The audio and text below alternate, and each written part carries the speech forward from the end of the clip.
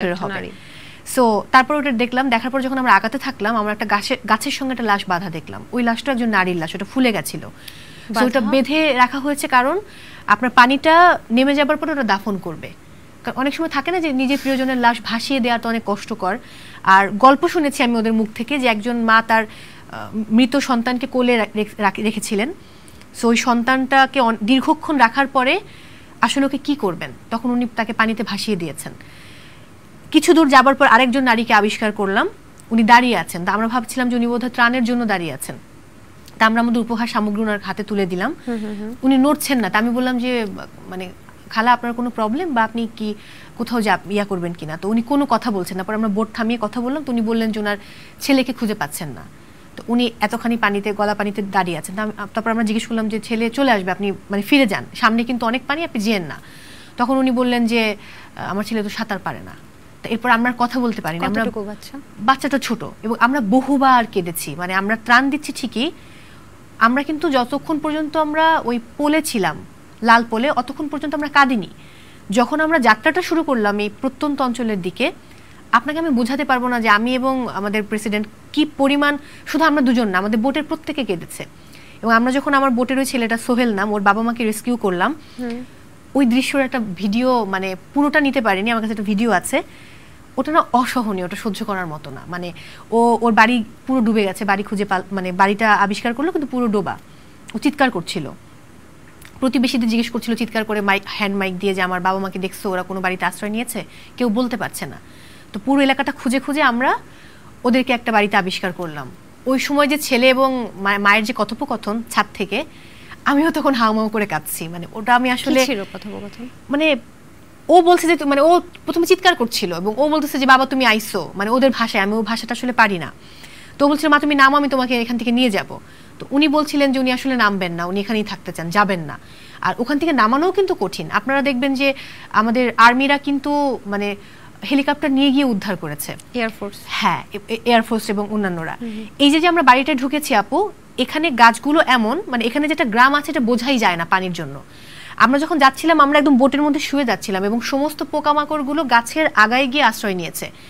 আপনাকে আমি দেখাতে পারবো না, আমাদের এইটুকু থেকে এই পর্যন্ত কিন্তু পুরোটা চুলকানি হয়ে গেছে আমাদের সবার, যারা আমরা ওই পর্যন্ত গেছি।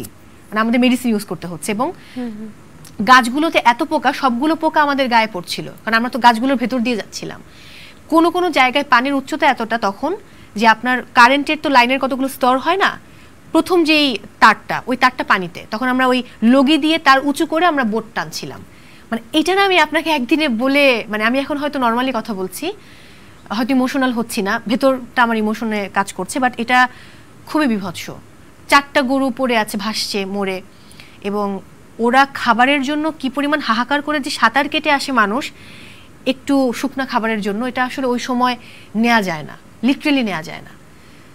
জাস্ট বিভৎস যে ছাদ থেকে লাফ দিচ্ছে পানিতে খাবারের জন্য, নারীরা সাঁতরে আসছে খাবারের জন্য, স্যানিটারি ন্যাপকিনের জন্য। এটা নিয়ে অনেকে অনেক বাজে মন্তব্য করেছে আমাকে আমার ফেসবুকে যে এটা দেখানোর কি আছে। সো আমার কাছে মনে হয় যে এটা এক ধরনের সচেতনতা, মানে না বললে তো আসলে হয় না। বিষয়টা তো এখনো ট্যাবু মনে হয়, কিন্তু বিষয়টা নিয়ে তো ট্যাবু হওয়ার উচিত না। না না না, এটা আমি আপনাকে যদি একটা ছোট একটা উদাহরণ দেই, যখন এই আমরা বন্ধুরা, আমরা কিন্তু পুরো আমাদের একটা গাড়ি গিয়ে আমরা সারা দেশের যখন ট্রাফিক কন্ট্রোল হচ্ছে বাচ্চাদের, আমরা কিন্তু ওদেরকে খাবার দিয়েছি। এটা নিয়ে কিন্তু আমরা কোনো ছবি পোস্ট করিনি, আমারও মাস্ক পরা ছিল, আমি খুলিনি, এবং আমরা একদম সচেতনভাবে গিয়ে 8 তারিখে আমরা এটা করলাম। এটার ছবি পোস্ট আসলে করা হয়নি ওইভাবে, আমরা ছবি ওইভাবে তোলারও মনে করিনি, কিন্তু কিছু হয়তো আমাদের নিউজে গেছে, কারণ আমরা তো একটা সংবাদপত্রের একটা সংগঠন, সেই জায়গায় নিউজের জন্য আমাদের ছবি তুলতে হয়। বাট এইখানকার ছবিগুলো আমি আপলোড করেছি, এই যে ত্রাণের ছবিগুলো। এবং আমরা কিন্তু আমরা 1100 পরিবারকে ত্রাণ দিয়েছি বা মানে উপহার সামগ্রী দিয়েছি। আমরা যাদের ছবি তুলেছি আমরা কিন্তু বলে নিয়েছি যে ছবিটা আমরা ব্যবহার করব।